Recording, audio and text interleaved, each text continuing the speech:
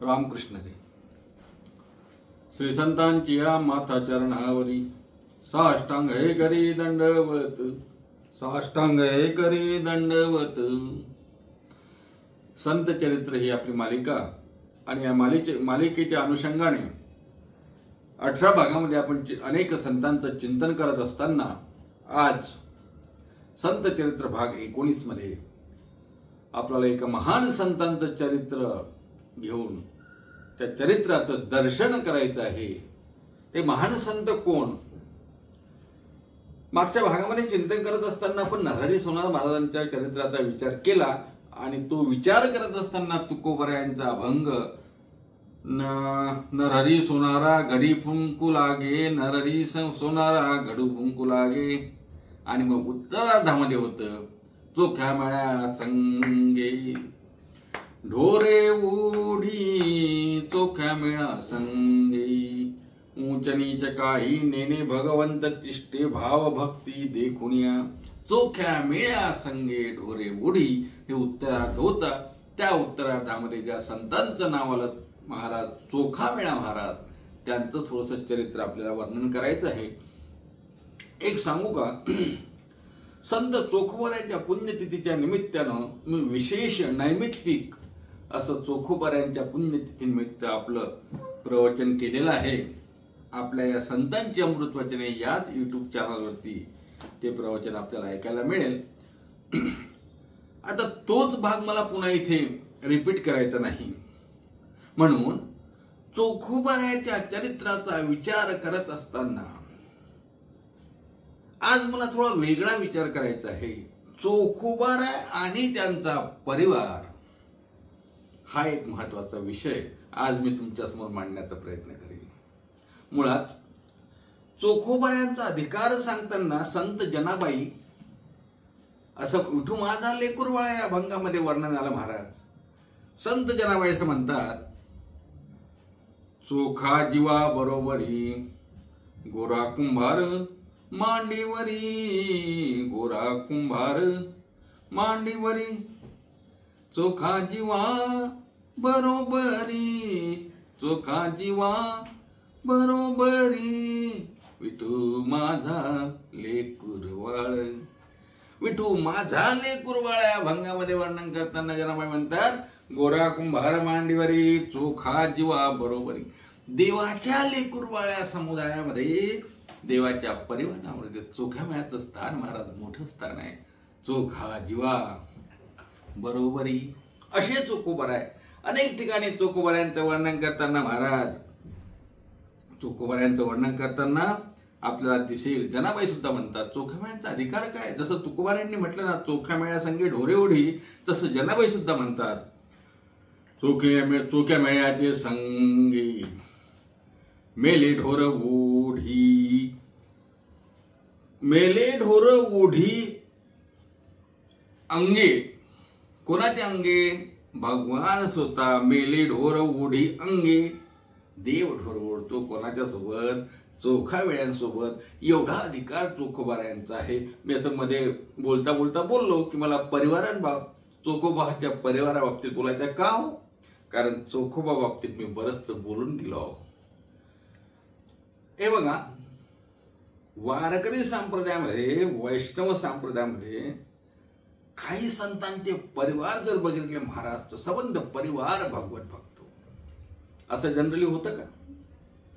घरात एखादा माणूस धार्मिक असतो, भगवत भक्त असतो, तर मुलं धार्मिक नाहीत, अभक्त निघतात.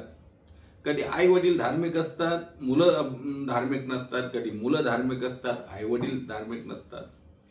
कधी नवरा धार्मिक असतो, बायको धार्मिक नसते. कधी बायको धार्मिक असते, नवरा धार्मिक नसतो.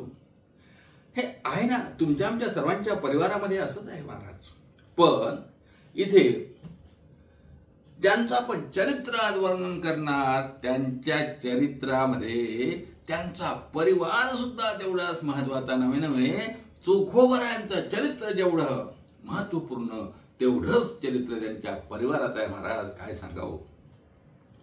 थोडक्यात जर चोखोबरायांच्या परिवाराचा परिचय करून घ्यायचा झाला तर चोखोबरायांच्या पत्नी सोयराबाई याही खूप मोठ्या भगवत भक्त महाराज. खूप अधिकार संपन्न भागवत भक्त. चोखोबाऱ्यांची बहीण नाव निर्मळाबाई, नावासारख्याच निर्मळ. काय सांगावं, पत्नी सोयराबाई देवाची सोयरा. देव सोयरा, देव सोयरा, तशा प्रकारे या सोयराबाई. चोखोबांची बहीण निर्मळा, नावासारखीच निर्मळ. चोखोबांच्या बहिणीचा नवरा म्हणजे काय म्हणतात त्याला, मेवणा वगैरे काय म्हणतात ते, वंका महाराज. त्यांचा अधिकार महाराज, खूप मोठा अधिकार. त्यांचा अधिकार सांगताना असं म्हटलं जातं, वंका कडेवरी.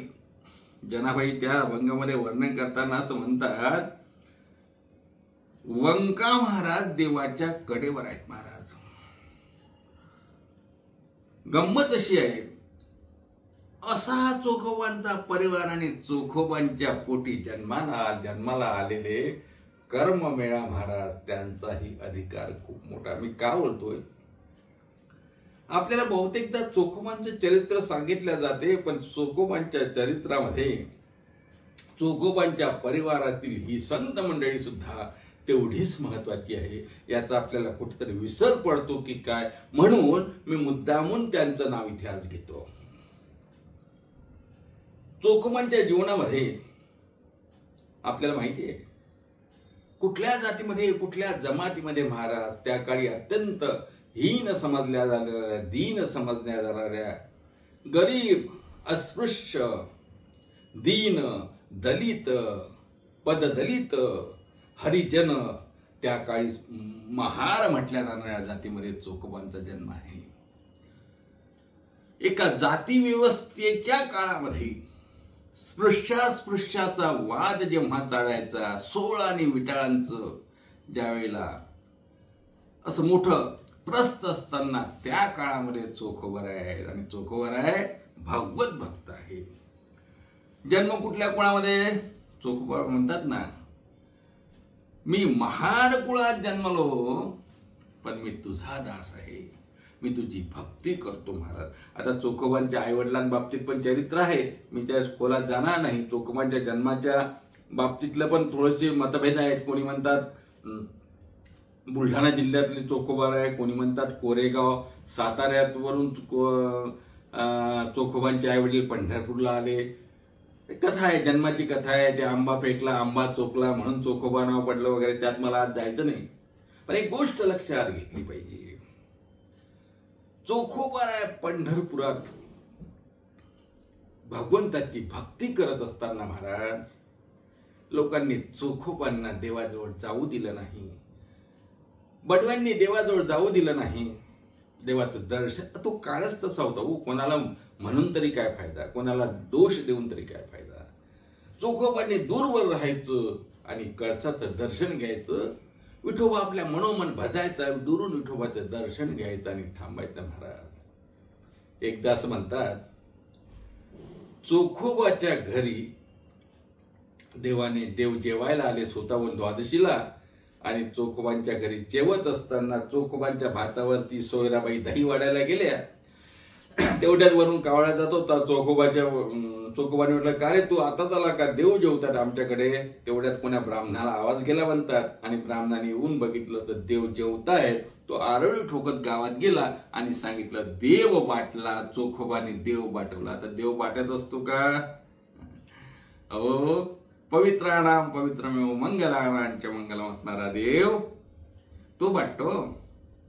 आणि आता काय समज, गैरसमज, देव बाटला म्हणे, चोखोबाच्या इथे जेवला. आणि मग सर्व बडवे मंडळी, सर्व ब्राह्मण मंडळी चोखोबाकडे आली आणि चोखोबांना काहीतरी बोलणार, मारणार, देव बाटवला म्हणून. देव तर पळून गेला निघून. चोखोबाला घेतलं, बैलांना जुंपलं आणि चोखोबाला बैलाला जुंपून फरफटक नेण्यासाठी यांनी फरमान काढलं. नामदेवराय त्याचं वर्णन करत असताना असं म्हणतात, बांधोनिया पाय हा केले बैल धरुणी शिवळ विठोबा, उडती आसुड बैलाचे पाठी मारिता हिंपुटी थोर झाली.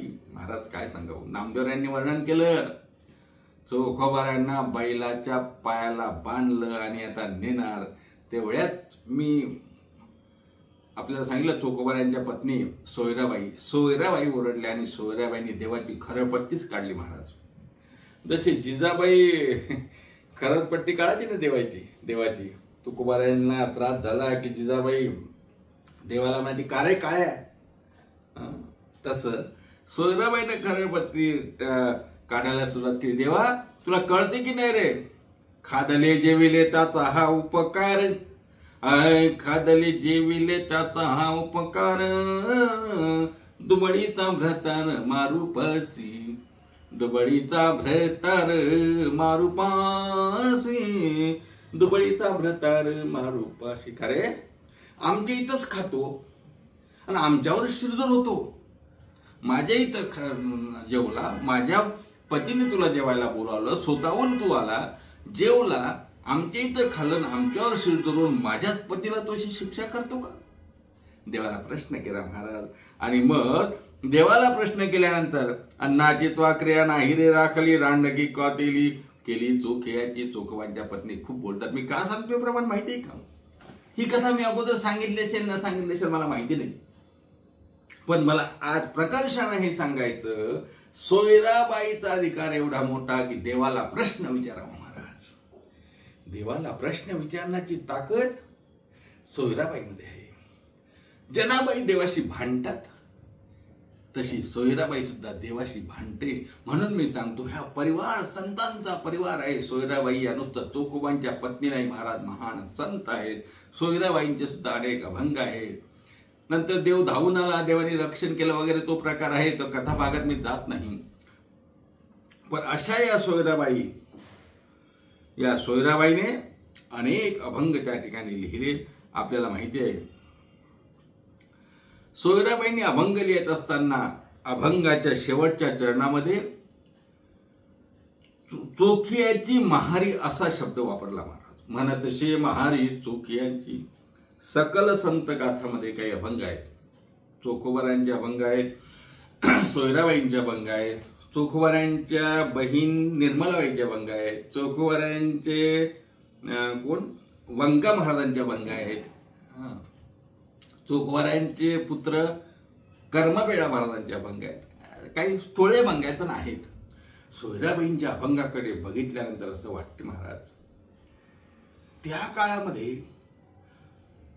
काळात एका मागास समजल्या जाणाऱ्या, अत्यंत अस्पृश्य समजल्या जाणाऱ्या जातीमध्ये जन्माला येऊन एवढं मोठं काव्य करावं, काय प्रतिभा असेल महाराज, काय देवाची कृपा असेल।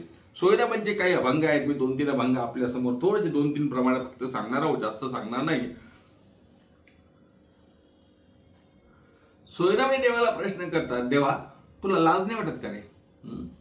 सोयराईने म्हणे केला करून विचार, म्हणे हा विचार करू कैसा, म्हणे हा विचार करू कैसा, म्हणे हा विचार करू जैसा। सोयराबाई म्हणतात, देवा तुला काही वाटत नाही माझ्या पत्नीचे हे हाल करतो। अनेक वेळा सोयराबाईंचे अभंग आहेत, नामपर अभंग पण आहे, देवाशी सलगीचे बोलण्याचे पण अभंग आहेत, आपण थोडा विचार करू नंतर। पण आता सोयराबाई नंतर थोडं मी तुम्हाला निर्मलाबाई या ज्या चोखोबारायांच्या बहीण आहेत, ह्या सुद्धा मेहुणपुरीला राहत होत्या आणि तिथे चोखोबारायांच्या सोयराबाईंना दिवस गेले, बरेच दिवसानंतर दिवस गेले। त्याची पण कथा आहे की चोखोबा आणि पत्नींना मूलबाळ नसल्यामुळे एकदा चोखोबांच्या पत्नीने देवाचा धावा केला, देवा का रे काय आम्हाला काही पुत्ररत्न वगैरे देशील की नाही? देव महाराज प्रसन्न झाले। आता पांडुरंग प्रसन्नच होते हो, काय सांगायचं। आणि वृद्ध ब्राह्मणाचं रूप घेऊन चोखामेळ्यांच्या घरी गेले आणि चोखामेळ्याच्या पत्नीला सोयराबाईला त्या ठिकाणी म्हणतात, सोयरे मला काहीतरी जेवायला दे। आता वृद्ध ब्राह्मणाचं रूप बघून सोयराबाई म्हणते, अरे बाबा काय करतो, आमच्याकडे तू ब्राह्मण आहेस ना, तू ब्राह्मण आहे, आम्ही तो जातीचे आहे ती महार, तुम्ही तो थोर उंचवर्ण। हे वर्णन वंका महाराज करतात। सोयराबाई आणि देवाच्या संवादाचं वर्णन वंका महाराज म्हणजे निर्मलाबाईचे पती करतात। आम्ही तो जातीचे महार, तुम्ही तो थोर उंचवर्ण, तरी पण आम्हाला वाढू, काहीतरी काहीतरी वाढ असं म्हटल्यावर मग मात्र त्या ठिकाणी त्या वृद्ध ब्राह्मणाचा जीव जाईल असं सोयराबाईला वाटलं. सोयराबाई म्हणते, आम्ही जर वाढलं, तुला जर जेवायला दिलं तर तुला वाईट टाकतील, आम्हाला पण लोक आमची पण मारामार करतील, आम्हाला पण मारतील ना. तेव्हा ब्राह्मणाचं रूप घेतलेला देव म्हणतो, मला काही फरक पडत नाही, नाही तर माझा जीव जाईल तुझ्यावर, त्या ठिकाणी पाप लागेल असं म्हटल्यावर सोयराबाईंनी दही आणि भात देवाला त्या ठिकाणी जेवायला दिला. आणि मग असं झाल्यानंतर स्वतःच्या हाताने दही आणि भात घेतला वाटी भरी, दही आणि भात घेतला वाटी भरी, आणोनी या करी दिला तिने, बंका म्हणे हरी खाओनी तुष्टला. वंका महाराज म्हणतात, वंका महाराज म्हणजे चोखोबांचे मेवणे, ते म्हणतात, ते या अभंगामध्ये सांगतात, देव तुष्टला महाराज खावनिया, बंका म्हणे हरी खावने तुष्टला, म्हणे माता दे मला दे तू तुझं, तुला आता मी आशीर्वाद देतो, तुला पुत्र प्राप्त होईल. पुत्र प्राप्त होईल म्हटलं. सोयराबाई गर्भवती झाल्या महाराज. आणि आता 8 महिने झाले, आता 9वा महिना लागतोय, पोटी पुत्र येणार. आणि मग सोयराबाईचं सुरू झालं चोखोबारांना, अहो आता मूल जन्माला येणार, काहीतरी तयारी करावी लागेल की नाही बाळणपणाची. आता सारखे पूर्वी काही असे काही नव्हते, दवाखाने होते का? मग काय करायचं, हे सामान लागेल ते सामान लागेल. चोखोबारायांना तर हे सामान लागेल ते सामान लागेल म्हटल्यावर चोखोबारा म्हणतात, अरे बापरे, हे कसं शक्य, आपल्या संसारात रसच नव्हता ना, काय सांगू. म्हणे बहिणीला तरी घेऊन या, म्हणजे निर्मलाबाईला. चोखोबारा म्हणतात, ठीक आहे. चोखोबारा आपले निघाले, बहिणीकडे गेले आणि तिथेच रमले. तिथून भजन करत करत करत पंढरपूरला गेले, बहिणीकडे राहिले, भजन करत राहिले आणि चोखोबांना विसर पडून गेला. निर्मलाबाईने विचारलं, का हो, काय म्हणते वहिनी कशा आहेत? म्हणे वहिनी ठीक आहे तुझी, असं असं आहे. म्हणे मग व्यवस्था काय केली? म्हणे व्यवस्था काही नाही केली. मग तू आला कसं इथे चोखोबा? निर्मलाबाई म्हणतात, निर्मलाबाईंचे पण अभंग आहेत ना, पुसता काबा आला अशी धावत, वहिनी आकांत करीतील की. वहिनी आकांत करते, न सांगता कसा आला, न सांगता तू का आला? तेव्हा चोखोबा म्हणतात, माझं मन रमत नाही, मला ते कटकट नको, मला नामस्मरण करू दे. काय असं निर्मलाबाईकडे राहिले. निर्मलाबाई सुद्धा देवाचं नामस्मरण करायच्या, चोखोबा सुद्धा नामस्मरण करायचे. इकडे सोयराबाईंचे दिवस भरत आले आणि आता सोयराबाई त्या ठिकाणी प्रसूत होणार. सोयराबाईंनी धावा केला, अरे बापरे, निर्मलाबाईने आल्या, चोखोबाई आले नाहीत, पती आले नाहीत, काय कसं करायचं? आता काळजीत पडल्या देवाला वाटलं आता काय करावं. देवाने रुक्मिणीला सांगितलं, रुक्मिणी चला तयारी करा, म्हणजे कुठे जायचं? म्हणजे जायचं इथे जायचंय मंगळवेढ्याला बाळांपण करायला. रुक्मिणी आईसाहेब म्हणतात, अहो तेवढंच आता माझ्यासाठी तुम्ही बाकी ठेवलंय का? देव म्हणले, ठीक आहे तू राहू दे, मीच करतो, मलाच व्यवस्थित जमेल. देव गेले महाराज. असं म्हणतात, चोखोबारायांच्या घरी देव गेले आणि दरवाजावरती थाप मारली. काय थाप मारली? चोखोबाची बाईन झाला शारंगधर, चोखोबाची बाईन झाला शारंगधर, वहिनी उघडा दार हाका मारी. हाका मारतो, वहिनी दार उघडा, मी आली. कोण तुम्ही? मी निर्मला. अरे वा वा, बरं झालं आल्यात हो. नंतर तुम्ही काळजी करू नका, मला चोखोबांनी सांगितलं, खूप चांगला आहे तुमचा पती, त्याच्या मताने ऐकत जा, त्यांनी मला पाठवलं. आता काळजी करू नका, सर्व प्रसूती मी करते. असं झालं महाराज. देव स्वतःला, देवाने बाळणपण केलं, प्रसूत ते झाली, पुत्र झाला तिला. नामदेवराय वर्णन करतात, आनंद वाटाला पांडुरंगा. मला सांगा हो, पांडुरंगाने बाळणपण करावं देवानी? हो, देवानी बाळणपण केलं महाराज. काय भाग्य असेल, चोखोबांचं भाग्य आहेच, पण मी जसं म्हटलं ना, हा परिवार सुद्धा संतांचा आहे. सोयराबाईंचं किती भाग्य महाराज. अहो, जो पोटी जन्माला आला त्याचं भाग्य किती. त्याचं बारस सुद्धा देवानी केलं. रुक्मिणी आईसाहेब गेल्या हेर घेऊन, देवानी बारस केलं, नाव ठेवलं कर्ममेळा. चोखोबांच्या परिवारामध्ये सोयराबाई, चोखोबांच्या पोटी जन्माला आलेलं बाळ म्हणजे कर्ममेळा महाराज. ज्याचं बाळांपण, ज्याला जन्माला घातलं त्या पांडुरंगाच्या हस्ते ज्या सोयराबाईंचं बाळंतपण झालं त्यांच्या पोटी येणारा बाळ असणार तरी कसा. मग असे कर्मवीणा महाराज जन्माला आले. महाराज चोखोबांचा इतिहास मोठा आहे, पण मी मुद्दामून परिवाराचं थोडं परिवारांबाबतीत बोललो. कर्मवीणा महाराज सुद्धा देवाशी झुंजले, भांडले, या व्यवस्थेच्या विरोधात कुठेतरी लढाले महाराज. मी सोयराबाईचं सांगत असताना बोललो होतो, सोयराबाईंनी अनेक प्रश्न उपस्थित केले. सोयराबाई म्हणतात 16 ओळ 16 ओळ 16 ओळ 16 ओळ घेऊन बसलात. काय 16 आणि काय ओळ? देहासी विटाळ मन अति सकळ, आत्मा तो निर्मळ शुद्ध शुद्ध. काय विटाळ विटाळ विटाळ विटाळ? आत्म्याला विटाळ आहे का? देहीचा विटाळ देहीच जन्मला. अरे विटाळ आला कुठून? देहीचा विटाळ देहीची जन्मला. 16 तो झाला कवन कवन धर्म. कुठून 16 कुठून ओळा रे? ज्या विटाळाची तुम्ही गोष्ट करता तुमचा जन्मही त्या विटाळातूनच आहे की नाही? महाराज हा प्रश्न सोयराबाईंनी केलेला प्रश्न आहे. 700-800 वर्षापूर्वी एका दलित समाजामध्ये जन्मलेल्या स्त्रीने असा प्रश्न उपस्थित करावा, यापेक्षा मोठी गोष्ट काय असू शकते? विटाळा वाचून उत्पत्तीचे स्थान. सोयराबाई म्हणतात विटाळा वाचून उत्पत्तीचे स्थान, कोण देह निर्माण नाही जगी. मला सांगा, विटाळाशिवाय कुठला तरी माणूस जन्माला आला का? जन्मच तुमचा विटाळातून आहे महाराज, काय सांगावं. तेव्हा सोयराबाईंनी प्रश्न केला, काय विटाळ विटाळ करून बसला? विटाळ देहांतरी बस. देहाचा विटाळ देहीच निर्धारी, म्हणत असे महारी चोख्याची महारी म्हणजे सोयराबाई असं म्हणतात, देहाचा विटाळ देहीच निर्धारी. म्हणून विटाळ विटाळ काही करू नका, 16 ओळ काही करू नका, भगवंताचं नामस्मरण घ्या, हा संदेश सोयराबाईने दिला. यात सोयराबाईंच्या पोटी जन्माला आले कर्मवीणा, ते चोखोबांचे पुत्र संत कर्मवीणा. वंका महाराज आहे, निर्मला महाराज आहे, सोयरा महाराज आहेत आणि हे कर्मवीणा महाराज चोखोबांचे पुत्र. यांनी सुद्धा देवाची खरपट्टी काढली, देवाला सुनावलं आणि देवाची भक्ती केली. महाराज देवाला बोलण्याचा अधिकार त्यांनाच आहे जे देवाच्या जवळचे आहे, देवाची स्वतःच्या प्राणापेक्षाही देवाला जे प्रिय मानतात असे भक्त देवाला बोलू शकतात. तुम्ही आम्ही नाही, तुमचा आमचा अधिकार नाही. महाराज तुकोबारांनी देवाला शिव्या घातल्या, गाढव कुत्रा ऐसा मज ठावा, बैल तू देवा भार, देवा तू कुत्रा आहेस, गाढव आहे, बैल आहे.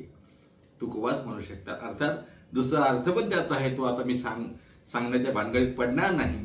पण इथे कर्मवीणा महाराजांनी सुद्धा देवाला खराच प्रश्न केला, सवाल केला की देवा आमुची केली हिन याती, तुझं कान कळे श्रीपती. देवा आमची हीन जाती केली, आम्हाला या जातीत जन्माला घातलं, तुला काही वाटत नाही का रे? आमची केली हीन याती, तुझं कान कळे श्रीपती, जन्म गेला उष्टे खाता, लाज नाही तुमचे चित्ता. आणि आम्हाला जन्मभर उष्ट खायला लावतो, तुला लाज वाटत नाही? त्या जाती व्यवस्थेच्या विरोधात पुकारलेलं हे बंड होतं, हे कर्मवीणा महाराजांचं होतं. महाराज आमचे आणि म्हणतात का रे, मला सर्व कळलं, माझ्या वडिलावर काय अत्याचार झाले. आमच्या घरी आला, जसं सोयराबाईंनी म्हटलं तसं, आमच्या घरी आला, दहीभात खाल्ला आणि मग नाही म्हणतो आणि माझ्या वडिलाला त्या ठिकाणी बैलाला जुंपायला लावतो. आमच्या घरी भात दही खाऊन काही सामनसी नाही, म्हणे चोखियाचा कर्म मेळा, कास या जन्म दिला मला. अरे देवा, अशा प्रकारचे हाल करण्यासाठी जन्माला घालतो का? पण एक लक्षात ठेवा, आम्ही घाबरणारे नाही. काय कर्मशील ते आम्ही आमचं कर्म करणार, पण तुला सोडणार नाही.